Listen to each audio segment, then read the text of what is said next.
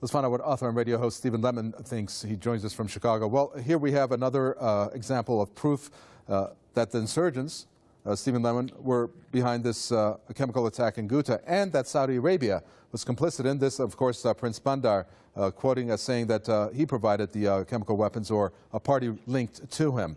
Why wouldn't this get the widespread coverage in Western media as other acts that they claim government was responsible for chemical attack in Ghouta?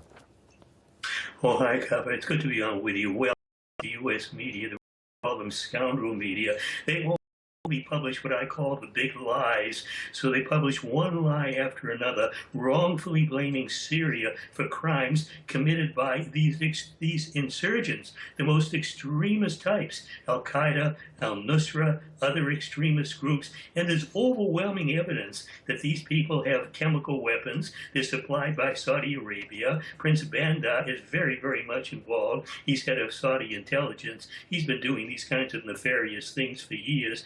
The insurgents were responsible for the Ghouta attack. Russia published information last March that the insurgents were responsible for a chemical weapons attack in an Aleppo suburb. It supplied the UN with this information, Kabe, and the UN buried it, didn't report it, and neither did the U.S. media.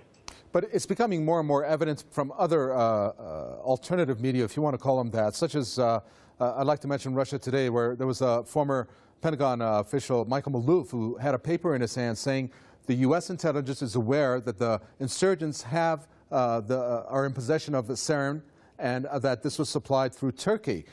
You know, this is becoming somewhat now out in the open for the general public's view. How can the U.S. then think that they can get away with it? In addition, as you said, the Russian government is providing the UN with a detailed report provided by Syria about the insurgents being complicit in this.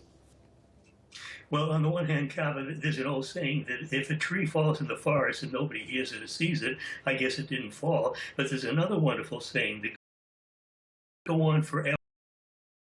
And America may get away with this for years after year after year after year, but at some point push comes to shove, and the day of reckoning will come when America no longer will be able to get away with this. There are wonderful things happening in terms of supplying people with real information. Press TV is in the forefront of doing it. Russia Today does a wonderful job.